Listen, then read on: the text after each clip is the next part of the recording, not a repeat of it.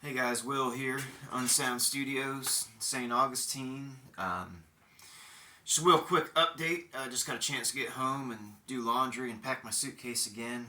Took a week off for spring break last week and went camping the whole week, so that was fun. But totally backed me up on work, and now I got like the next 5 weekends booked, all 7 days during the week. So having some phone calls right now to try to figure out where if I can get a few days off here and there. But it's a good thing because it's IRS time, which sucks. But all right. But I did get a few pickups. Been a real light week as far as getting any pickups. But I had a couple come in from Iron Fortress, so make this quick and get started.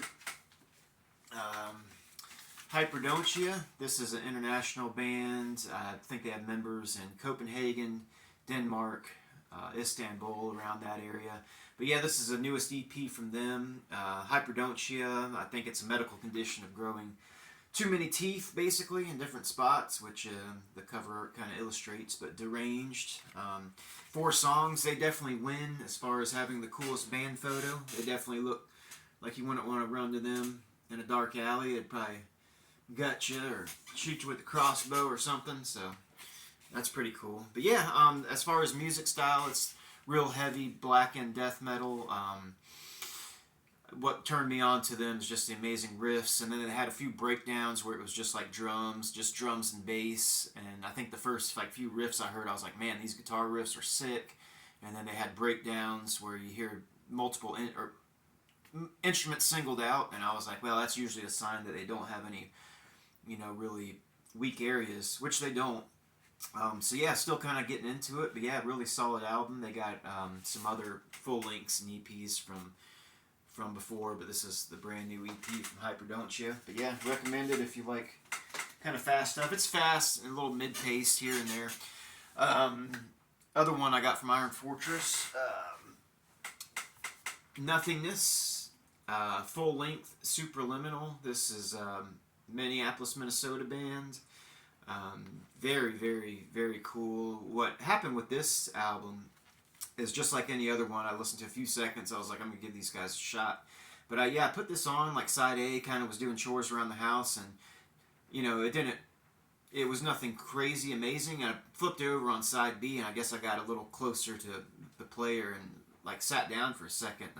I had what I guess I call like the Harvestar of Sorrow effect, where you hear like the fifth, sixth, seventh song on a record.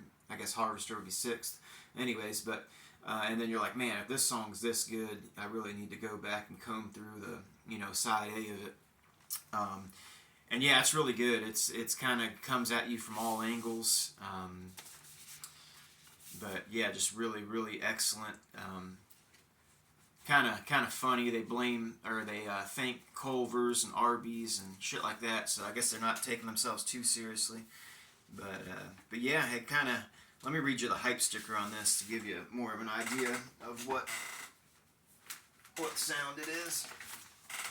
Nothingness is crushing, dissonant, and atmospheric death metal, cauldronous mix by naturally blending multiple extreme styles together with respect for the history of metal. Enjoy a journey filled with riffs for days.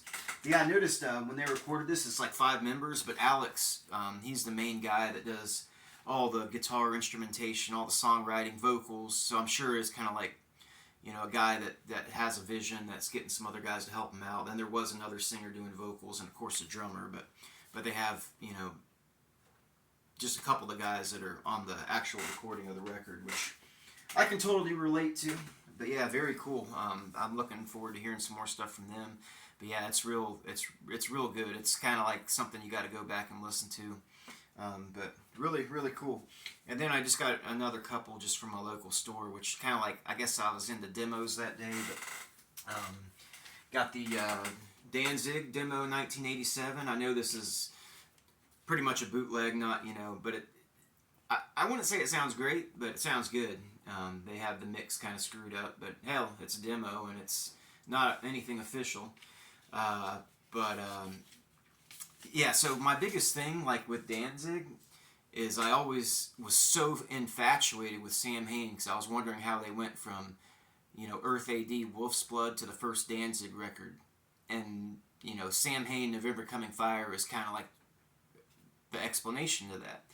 But with Rick Rubin getting into Samhain, and he wasn't happy with the drumming, which was London May, and then Damien's guitar playing. He was like, Danzig can do so much better, and they got John Christ and Chuck Biscuits.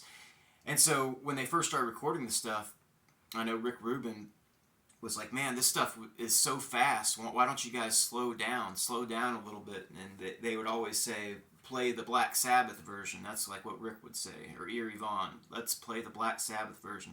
But before the Danzig 1 came out, there's like this folklore that Rick was trying to get him to slow down. So at one point, all these Danzig songs were still Samhain Mist. They were still fast, and they said before they slowed them completely down, they would have endings to the songs that were kind of fast. So I've always wanted to hear that, like, hey, where's this first album of Danzig played at punk rock speed?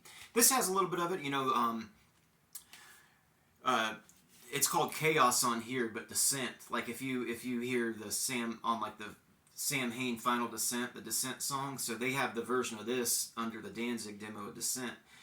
And I mean, that's a freaking killer fast song, probably one of my favorite Samhain songs. And I always thought it was London May drumming, but no, that was after they got John Christ and Chuck Biscuits in. So Chuck Biscuits was on some of the fast, Samhain stuff, which I know. So I mean, just having the Descent demo version on this is worth the price of admission for me. I didn't have that particular song on vinyl, but like songs like Possession. That song that's a Samhain song. It's on the first Danzig record, but you hear a song like Possession on Danzig 1, it's like, okay, yeah, that's a Samhain song. And Twist Cane, all these different, Feel It, which became Am I Demon. But yeah, this is cool. So it's not completely fast, but you can hear how at the end of the songs they'll go into like kind of like how Mother does double time at the end. They do a lot of that on a lot of the demo versions of the song. So this is cool, man. Pick it up. It's neat. It's right up my alley.